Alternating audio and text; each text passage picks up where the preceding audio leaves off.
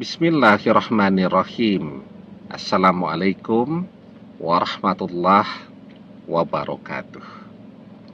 Bapak-bapak, ibu-ibu, mas-mas, mbak-mbak, khususnya adik-adikku sekalian yang dirahmati Allah dimanapun Anda berada.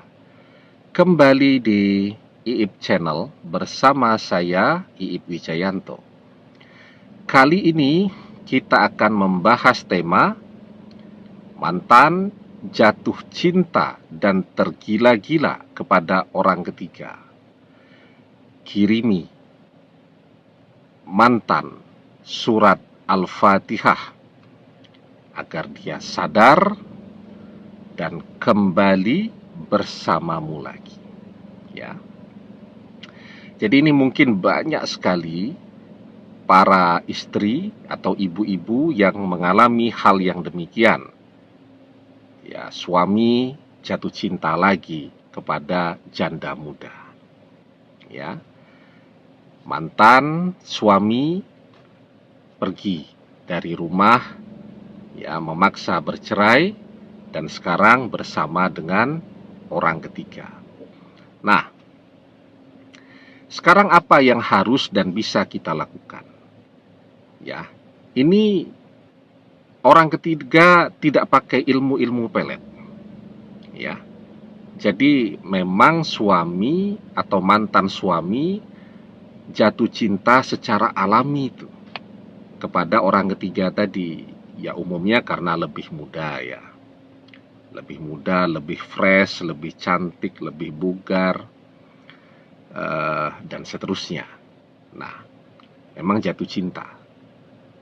Sekarang apa yang bisa dilakukan? Kalau itu ilmu pelet, kan bisa diruqyah. Tetapi ini jatuh cinta, ya layaknya orang jatuh cinta saja. Kan biasa ya, kalau laki-laki ya melihat wanita cantik ya naksir, itu biasa kan. Kemudian jadi tergila-gila dan ngejar-ngejar karena si wanita juga memberikan responnya, itu juga sesuatu yang wajar-wajar saja. Tetapi bisa tidak kira-kira hatinya itu kita bersihkan dari hal-hal yang demikian agar dia sadar dan kembali kepada keluarganya. Karena apa? Karena sebenarnya kalau si mantan suami ini, ya, kekuatan ekonominya, kekuatan finansialnya tidak seberapa, ya menunggu waktu saja mereka berpisah, sebenarnya begitu. Ya. Tapi ini mantan suami ini juga punya pekerjaan, punya bisnis, ya, dengan income yang amat sangat besar. Jadi kalau menunggu suami atau mantan suami ini bangkrut dulu, kemudian orang ketiga akan meninggalkan dia, sepertinya tidak akan terjadi. Karena suami atau mantan suami ini memang kaya raya, kan begitu. Nah, jadi sekarang apa yang harus kita lakukan? Sebelum kita bahas lagi lebih jauh apa yang harus kita lakukan, jangan lupa yang baru menemukan channel ini untuk memencet tombol subscribe dan menyalakan lonceng notifikasi agar Anda selalu mendapatkan pemberitahuan video-video terbaru dari channel kesayangan kita ini. Dengan subscribe, doa-doa kita selalu terhubung sehingga kita selalu bisa berdoa bersama-sama ya. Dan jangan lupa subscribe itu gratis ya. Jadi yang harus kita ketahui bahwa perceraian, ya, perselingkuhan yang ujung-ujungnya adalah perpisahan ataupun perceraian suami dan istri, itu adalah dosa favoritnya iblis. Iblis itu adalah golongan jin dan dia adalah raja dari para setan atau setan yang paling senior. Ya. Dan dosa yang paling dia sukai atau dosa favoritnya adalah membuat orang bercerai. Maka di dalam sebuah hadis dijelaskan, yaji'u ahaduhum fayaqulu fa'altu kaza wa kaza, fayaqulu ma sana'ta say'an, qala thumma yaji'u ahaduhum fayaqulu ma taraktuhu hatta faraqtu bainahu wa bainam ro'atihi, qala fayudnihi minhu wa yaqulu ni'ma anta. Datanglah salah seorang dari anak buah iblis dan berkata, aku telah melakukan begini dan begitu. Iblis berkata, engkau sama sekali tidak melakukan sesuatu pun. Kemudian datang yang lain dan berkata, aku tidak meninggalkannya hingga aku berhasil mencerai-beraikan antara dia dan istrinya. Maka iblis pun berkata, sungguh hebat engkau. Ya, jadi menceraikan suami dan istrinya dengan cara apapun, termasuk kehadiran orang ketiga yang membuat suami jatuh cinta dan tergila-gila, itu memang favoritnya iblis atau dosa yang paling iblis sukai.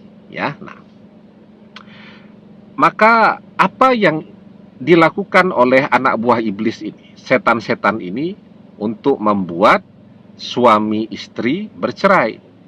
Misal ya, setan meniupkan ya kebencian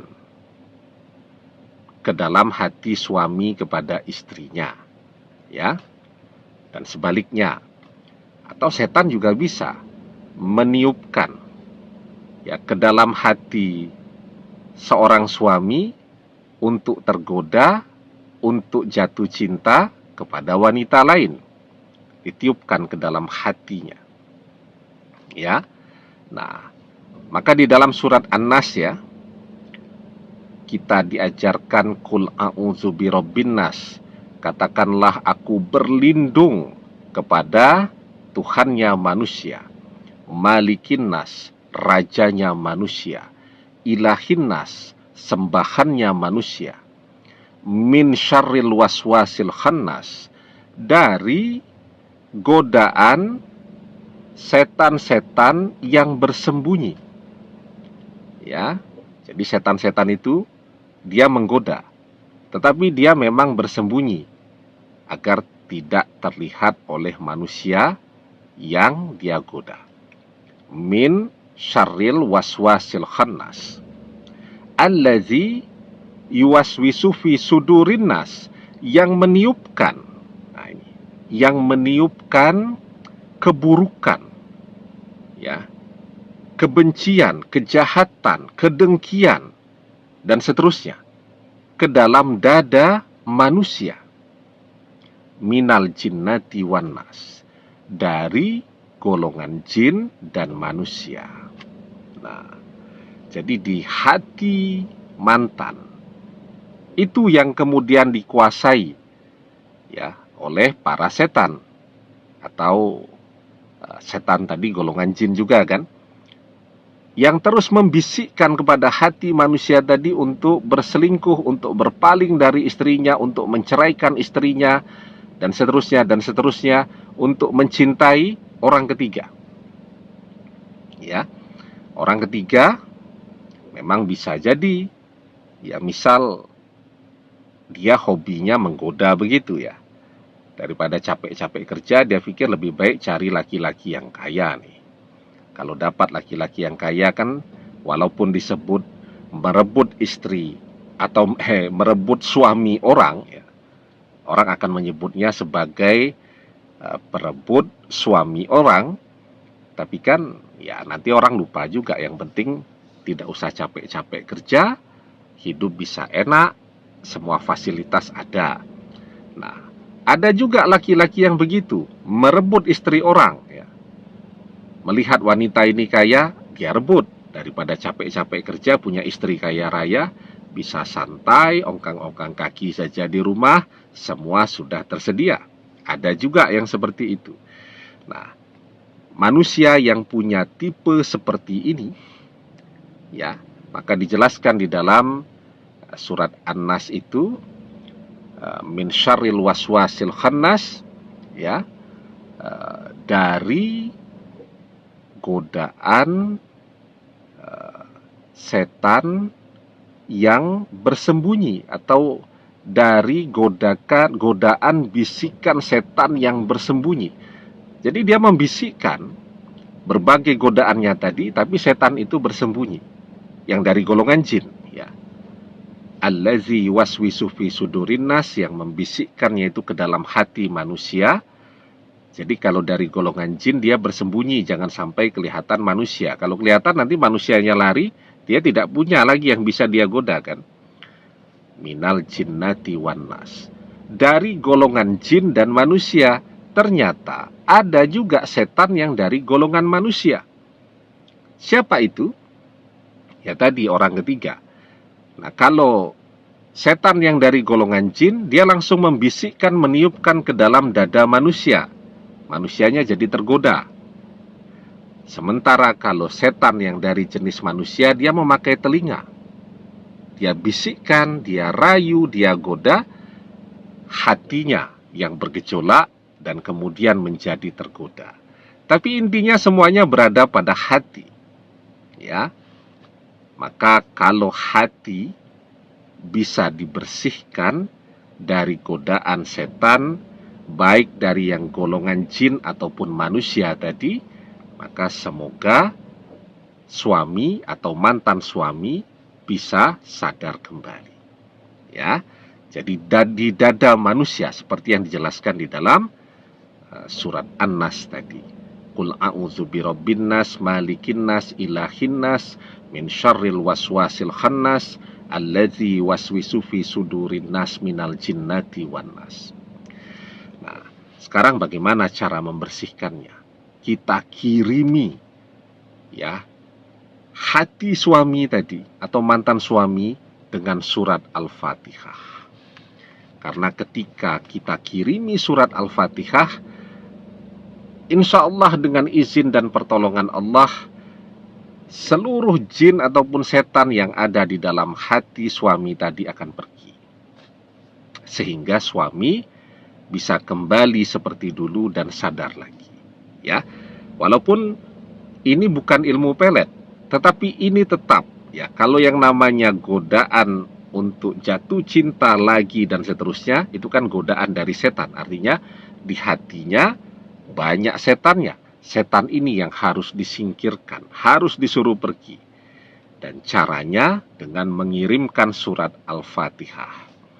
Nah, jadi surat Al-Fatihah itu adalah surat terbaik untuk ruqyah.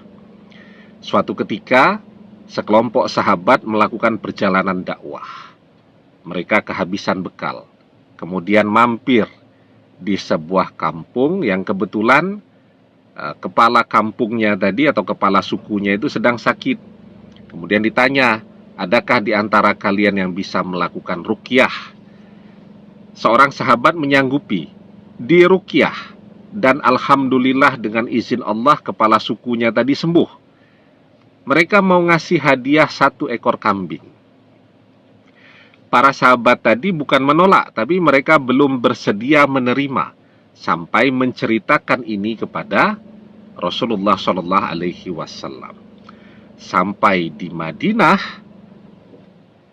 sahabat ini langsung menemui Nabi dan dia bercerita.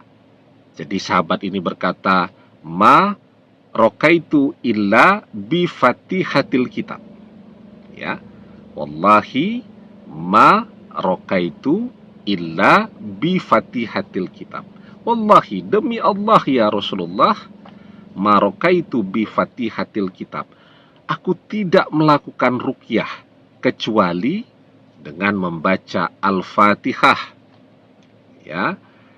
Kemudian fatabassama, Rasulullah Shallallahu Alaihi Wasallam kemudian tersenyum. Ya. Dan kemudian beliau bersabda, wama adraka annaha ruqyah. Bagaimana kamu bisa tahu jika Al-Fatihah itu adalah ruqyah? Ya. Kemudian Rasulullah Shallallahu Alaihi Wasallam bersabda, khus minhum wadribuli bisahmim ma'akum. Ambil kambing tadi dari kampung itu, sembelihkan sebagian untukku dan sebagian untuk kalian, ya.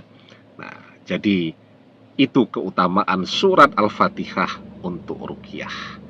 Maka kalau kita melihat suami atau mantan suami tergoda atau jatuh cinta kepada orang ketiga, kirimi dia surat Al-Fatihah agar seluruh setan yang ada di dalam hatinya pergi dan cintanya bisa murni kembali seperti dulu, kembali kepada istri dan anak-anak, kembali kepada rumahnya, kembali kepada keluarganya. Amin. Demikian, semoga bermanfaat. Wallahu a'lam bissawab, billahi taufik wal hidayah. Assalamualaikum warahmatullahi wabarakatuh.